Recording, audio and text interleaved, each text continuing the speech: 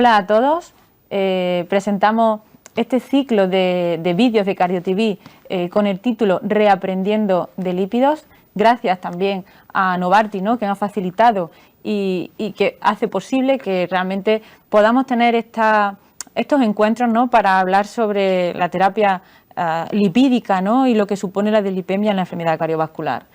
En este vídeo en concreto vamos a tratar el tema de la lipoproteína A, ¿no? ¿Qué pasa futuro del control lipídico por el control de la lipoproteína A? Y para esto contamos con el doctor Enrique Santa, del Clínico de Valencia, y conmigo misma, Rosa Fernández, del Hospital de Jaén. Y un poco para introducir este vídeo, Quique, voy a intentar contar, ¿no?, así someramente, qué es la lipoproteína A, ¿no? Realmente la lipoproteína A es una lipoproteína pequeña, como el LDL, que tiene su ApoB y que está secuestrada en cierta medida, ¿no? Me gusta decir eso, que queda un poco así como más romántico, sí, por la ApoA, ¿no? Y realmente la ApoA es la que le da esas características especiales, porque realmente la ApoA viene su cantidad, o su tamaño, mejor dicho, viene determinada genéticamente. Y ese tamaño va a hacer que tengamos más cantidad de lipoproteína o menos inversamente, es decir, a mayor tamaño de la ApoA, menor cantidad de lipoproteína A y al contrario, ¿no? Por tanto, la lipoproteína A es un factor fundamental, ¿no?, a la hora de tener en cuenta y sobre todo porque se hereda, ¿no? Entonces, es importante, ¿no?, tenerla en cuenta y está llegando con auge. Entonces, realmente... Porque, Rosa, los valores realmente del EPA vienen en gran parte condicionados genéticamente, entonces. Sí, vienen condicionados genéticamente y claro, depende sobre todo de cómo se hereda el tamaño de la ApoA, ¿no? Claro. Un poco las recomendaciones nos dicen que realmente con determinarla una vez en la vida sería suficiente para conocer el riesgo que podemos atribuir a la LPA. ¿Cuál puede ser o cuál realmente es el mejor momento para medir entonces el EPA? Prevención primaria, cuando evaluamos por primera vez al paciente, esperamos a que haya tenido un evento para medir el EPA, hay que medirla antes. ¿Qué nos puedes recomendar? Bueno, si nos vamos a las guías, ¿vale? Y de hecho en la última guía del tratamiento de la dislipemia nos recomienda, además con una recomendación 2A, medirla sobre todo en aquellos pacientes que hayan tenido un evento y en aquellos familiares de pacientes que tienen enfermedad cardiovascular precoz o que han tenido también ya la lipoproteína elevada, es decir, con un factor de riesgo asociado. Eso es un poco lo que nos marcan las guías. Pero realmente si lo pensamos seriamente, la lipoproteína es un marcador de riesgo que no varía en el tiempo, porque viene determinada genéticamente. Y aunque luego lo trataremos cuando hablemos de los tratamientos, no se modifica mucho ni con los estilos de vida ni con los tratamientos, ¿no? Por tanto, el medir la lipoproteína A nos puede decir realmente el riesgo cardiovascular de una persona, pues de edades tempranas, ¿no? Claro, eso puede tener implicaciones también en prevención primaria, es decir, en cómo podamos modular el inicio, por ejemplo, de una statina o lo intensivos o no que queramos ser con el tratamiento en base un poquito también a tener en cuenta la LPA. Efectivamente, ¿no? Y si además tienen antecedentes familiares de cardiopatía isquémica o de enfermedad cardiovascular, mucho más. Porque llegando a este punto, cuéntame, Quique, ¿qué relación tiene la lipoproteína A con la enfermedad cardiovascular aterosclerótica? Sí, muy bien, pues la verdad es que yo creo que en los últimos años la evidencia acerca de la asociación entre la LPA y la enfermedad cardiovascular es bastante abrumadora. Tenemos estudios observacionales, estudios de cohortes, estudios de randomización mendeliana que nos muestran que existe una relación realmente establecida entre la LPA y la incidencia de enfermedad cardiovascular. Aquí hay que tener en cuenta, como es la diapositiva, que la LPA es especialmente nociva un poco por dos aspectos. Tenemos en primer lugar la ApoB, la molécula ApoB100, que es aterogénica, como ya todos sabemos, pero luego aparte la ApoA le confiere una serie de características nocivas y deletéreas añadidas, es decir, produce inflamación, es protrombótica y aparte es una molécula especialmente rica, Rosa, en fosfolípidos oxidados que son especialmente nocivos, deletéreos para provocar inflamación, daño endoteliar y también un poco inestabilidad de la placa, ¿no? De hecho, la APOA se parece mucho al plaminógeno, es decir, efectivamente, eso también nos puede poner un poco sobre la mesa, ¿no? Claro. Esas cualidades, ¿no? O esas características especiales que diferencian la LPA del LDL, ¿no? Del LDL.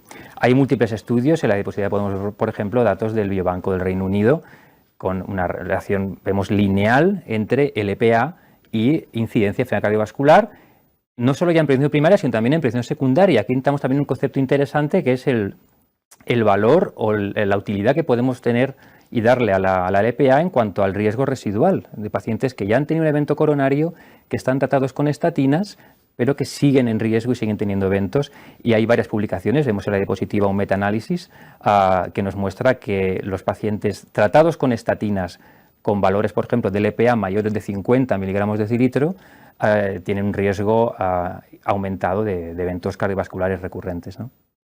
Efectivamente, 50, ¿no? Sí, yo un poco ligando con el 50, preguntarte, porque claro, las guías nos mencionan el valor de 180 miligramos de decilitro, es un valor muy elevado, sí. Pero vemos en la literatura que probablemente el riesgo viene ya con valores más bajos. ¿Qué punto de corte del LPA tiene que encender las alarmas? Hombre, verás, no tenemos todavía evidencia suficiente, ¿no?, para decir, pues a partir de este punto, ¿no? Pero aunque no hemos traído una diapositiva, ¿no?, para marcar, pero hay un estudio, ¿no?, que en prevención secundaria en pacientes tras infarto agudo de miocardio, que analizaron prácticamente 30.000 pacientes, donde aproximadamente un 25 o un 30% tenían la lipoproteína A por encima de 50. Y cuando ves las curvas, la verdad es que es impresionante cómo aquellos pacientes que tenían una LPA por encima de 50 tenían menor supervivencia y mayores eventos cardiovasculares. Yo creo que 50 es un valor para que eso nos encienda la alarma, ¿no? Y decir realmente un punto adecuado para saber que está alta. Sí. Hay algunos documentos y sobre todo de otras sociedades científicas, que el 30 ya lo marcan como lipoproteína elevada, pero quizás para más relacionado con la enfermedad cardiovascular y los registros que tenemos, 50 sea el adecuado. El 180, lo que nos marca la guía es que realmente se puede considerar que tiene un riesgo similar al HF, ¿no? A la hipercolesterolemia familiar. Cuando analizas los datos, bueno, yo por mi experiencia, de los datos que tenemos de lipoproteína elevada tras un síndrome coronario agudo, tras un evento o en cardiopatía isquemia general, el 25-30% están por encima de 50. Por encima de 180 ya son menos, ¿no? Ya son 10-15%. Pero es un valor aparte, se repite, como en torno a un 25-30% de pacientes en grandes estudios de prevención secundaria tienen valores de LPA por encima de 50. Exactamente. Y luego hay otros valores para otro tipo de enfermedades, porque como has dicho, realmente la lipoproteína es especial, tiene la APOA. La APOA le confiere esas características especiales. ¿Se relaciona con otras enfermedades, Quique? Sí. Yo creo que la evidencia es abrumadora, Rosa, y tenemos datos que nos muestran que realmente no solo es enfermedad coronaria, sino que la LPA confiere riesgo de insuficiencia cardíaca, riesgo de ictus, riesgo de arteriopatía periférica, por supuesto riesgo de muerte, enfermedad renal incluso, y una patología que yo creo es especialmente interesante y que cuando uno revisa la literatura se observa en estudios de cohortes, en estudios mendelianos, que prácticamente la mayor magnitud de asociación es entre la LPA y el riesgo de estenosis aórtica. Yo creo que es un campo de investigación actualmente bastante interesante. La verdad que es muy interesante, ¿no? Porque relacionar la proteína A con la estenosis aórtica, es decir, que aumenta el riesgo de estenosis aórtica.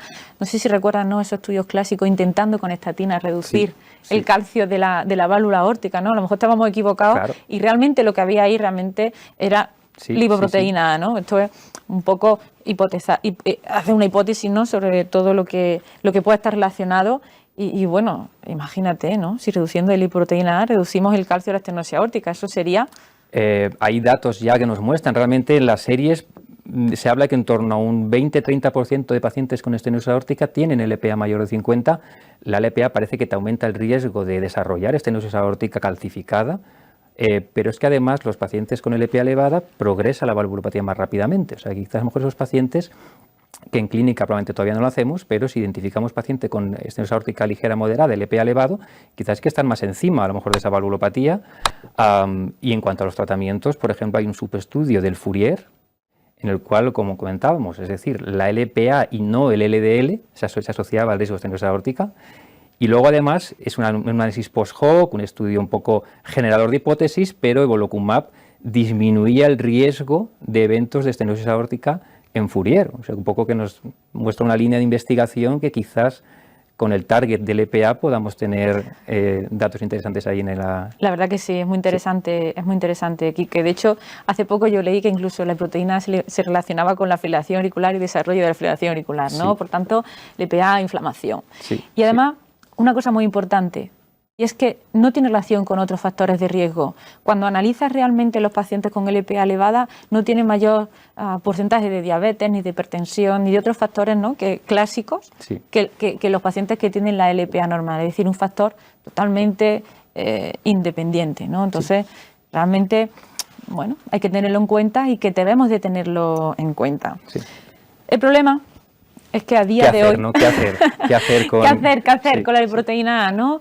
La medimos, la estamos empezando a medir, estamos categorizando el riesgo de los pacientes con lipoproteína A, pero como ya he comentado previamente, ni los estilos de vida hace que disminuya, ¿no? Está determinada genéticamente, ni las estetinas reducen lipoproteína A.